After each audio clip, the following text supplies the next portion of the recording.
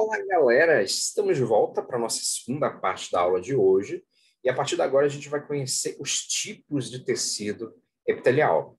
O tecido epitelial não é só esse tecido que a gente vê em nosso dia a dia, não. Ele tem vários formatos, várias funcionalidades que vão ser super importantes para a gente. Então, por exemplo, a gente já viu na primeira parte da aula que a lágrima, né, quando a gente fica triste, ela é formada graças ao tecido epitelial.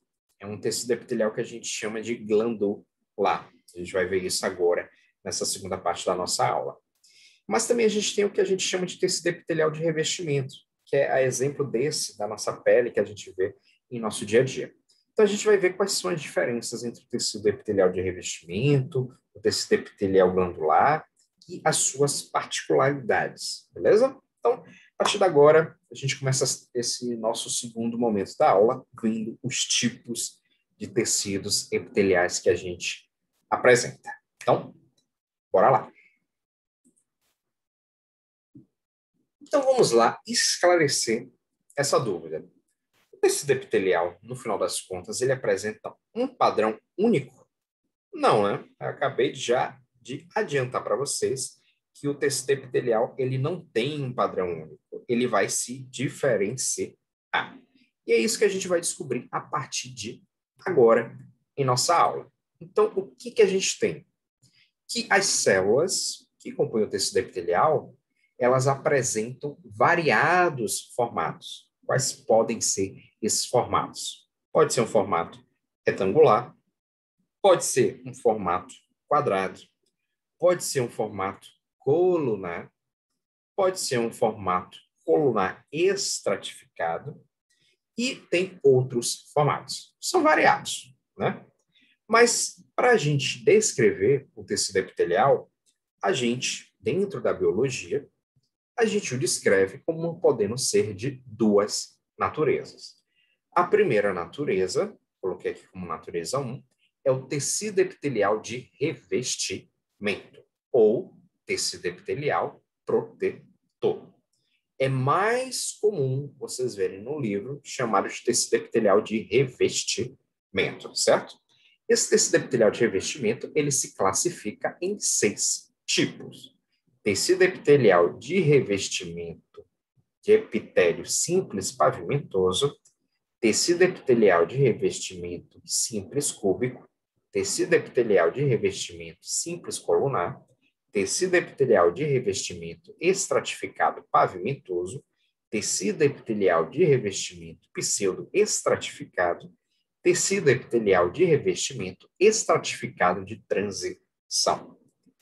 Aí pode surgir a dúvida, né? Tio P, eu vou ter que gravar todos esses tipos? Eu já adianto que não, gente. Não precisa gravar todos. O que é importante vocês terem em mente é o seguinte, que o tecido epitelial, ele se subdivide em tipos, que são esses dois que a gente vai ver, o de revestimento e o glandular. E tanto o tecido epitelial de revestimento quanto o glandular, eles também se subdividem. E aí a gente vai ver as características deles, tá? Mas antes da gente ver as características destes de revestimento, a gente vai conhecer quais são a segunda natureza do tecido epitelial. A primeira é de revestimento, a segunda é a glandular, ou também chamada secretora. Então, nela a gente tem os epitélios glandulares exócrinos, que eliminam substâncias para o meio externo. A gente tem o epitélio glandular endócrino, que elimina substâncias para o meio interno, para dentro do corpo. E a gente tem o epitélio glandular misto, que faz os dois processos, produz substâncias tanto para o meio externo quanto para o meio interno. Então, a partir de agora, a gente vai ver os tecidos epiteliais de revestimento. E o primeiro que a gente vê é o chamado epitélio simples pavimentoso. O próprio nome, ele já dá uma dica para a gente, né? É uma camada de tecido epitelial simples e que forma uma espécie de pavimento. Então, a gente tem aqui, ó, essa parte laranja, que é o tecido conjuntivo. Ele está abaixo do tecido epitelial.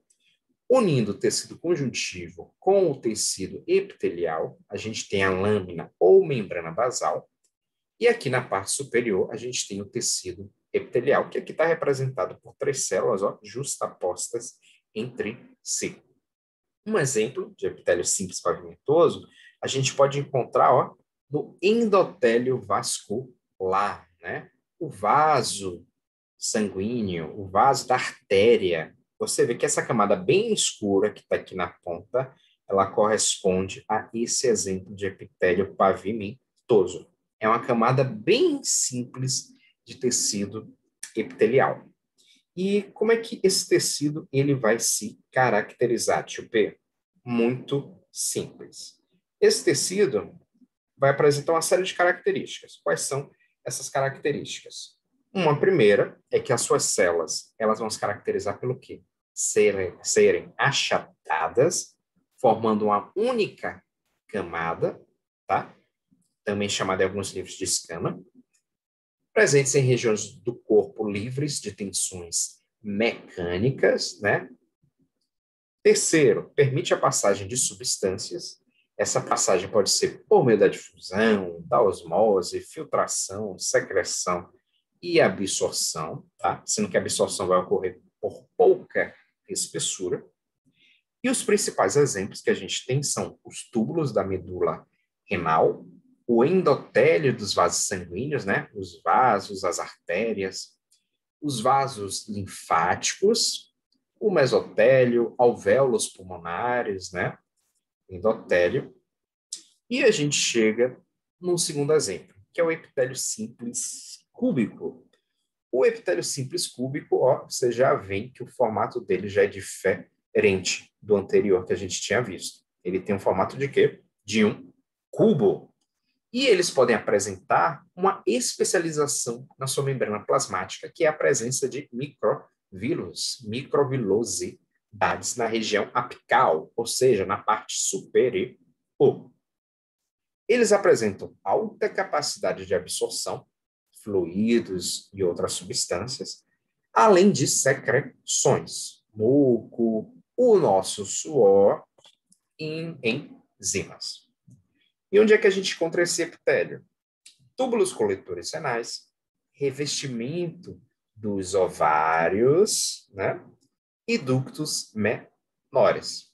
Então, aqui no caso do revestimento dos ovários, ele vai estar atuando no quê? Naquele processo do desenvolvimento, do aumento da espessura do quê? Do endométrio, para que a mulher possa gerar o bebê. Então, aqui eu coloquei a imagem só para ficar mais claro para a gente, né? Vocês veem, aqui não fica tão claro que ele é cúbico, mas vocês veem que o formato já é diferente do tecido que a gente tinha visto anteriormente, certo? Terceiro tipo, epitélio simples colunar, né? O próprio nome já deixa claro, um epitélio simples, uma única camada, colunar porque tem formato de coluna, tá? Ele pode possuir microvínulos ou cílios. Ele é adaptado para secreção ou absorção e também para a proteção dessa camada tecidual. Ele serve como proteção aos tecidos subjacentes, né? Visto que ele é um tecido alto. Pode possuir glândulas como mucosas unicelulares, que são exemplos de células caliciformes, e exemplos de locais que a gente pode encontrar os mesmos: revestimentos dos tratos digestório, respiratório, genital e a maior parte do trato urinário, tá? Então, gente, o que é importante para vocês quando vocês forem estudar o tecido epitelial?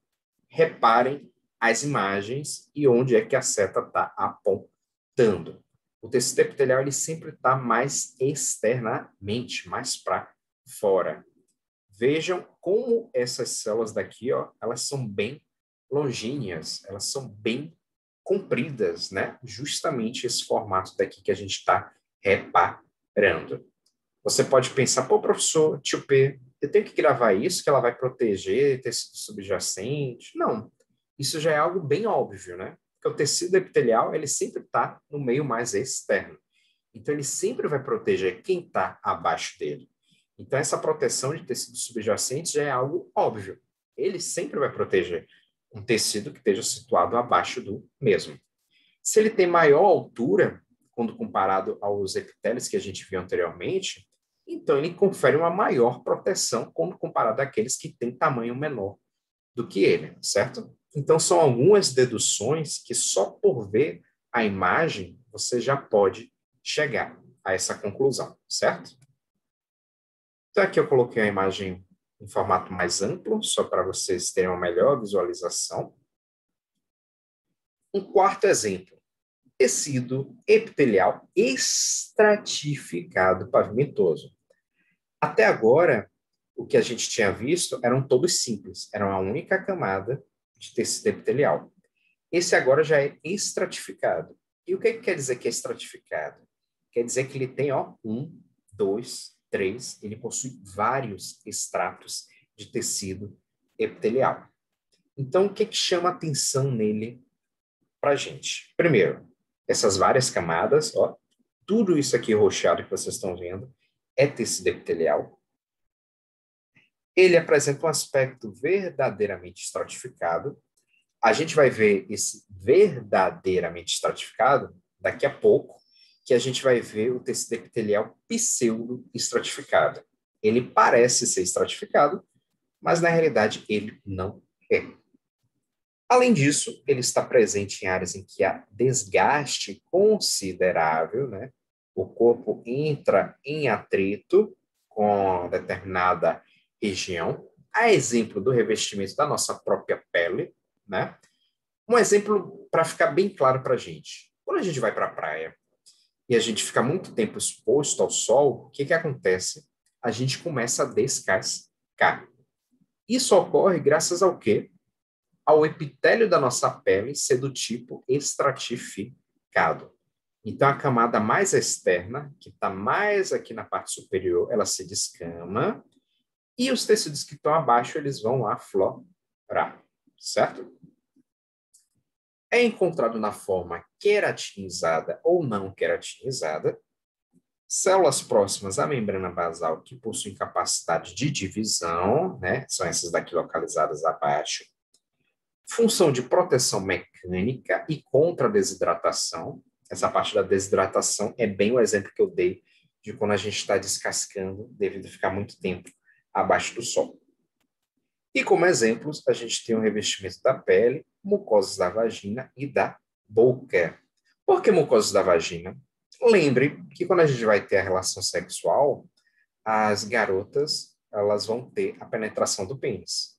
E essa penetração do pênis, ela vai estar ali gerando um atrito dentro dessa mucosa. Então, é interessante para a mulher ter esse tipo de epitélio estratificado em sua mucosa da vagina, porque vai permitir sempre a renovação do conteúdo celular presente dentro dessa mucosa, certo? Então, aqui o exemplo, em um formato mais amplo, para vocês. E aqui, ó, a gente tem o epitélio estratificado de transição. Reparem, ó, que tem tamanhos diferentes das células. Então, é um tecido que ainda constitui-se como um verdadeiramente estratificado. Pode possuir células multinucleadas, ou seja, com mais de um núcleo. O número de células e forma variam de acordo com a distensão do órgão. Apresenta elasticidade do tecido. E o exemplo mais característico disto é o revestimento da bexiga urinária. Quando a gente está com aquela sensação de precisa fazer xixi, está super apertado, é sinal que a bexiga está sofrendo de distensão. Tá? A gente precisa fazer xixi o quanto antes. Então, por isso que tem essa variação dos formatos e do tamanho das células, certo? A imagem aí é ampla para a gente ver, ó. Olha o tamanho do núcleo dessa célula. Olha o tamanho do núcleo dessa daqui. Tudo isso, essa parte bem escura, é tecido epitelial. E vocês veem bem nitidamente como varia o tamanho do núcleo e, consequentemente, das células dentro desse tecido estratificado de transição. Agora, a gente chega num outro tecido de revestimento, que é o tecido epitelial de revestimento pseudo-estratificado. Se a gente for ver aqui a imagem, a gente já repara, ó, como é diferente. Ele lembra o tecido epitelial colunar e o estratificado, né? Por que isso? Porque numa única camada a gente tem células de tamanhos diferentes. Além disso, apresenta um falso aspecto estratificado, pode possuir glândulas como mucosas unicelulares, e além disso, os principais exemplos são os revestimentos da cavidade nasal, do nariz, a traqueia e os brônquios, certo? E um exemplo bem característico é que essas células elas podem apresentar cílios na sua membrana, certo? E esses cílios vão servir o quê? Para permitir o deslocamento de substâncias dentro da mesma, tá? A imagem aqui mais ampliada, para ficar melhor da gente visualizar.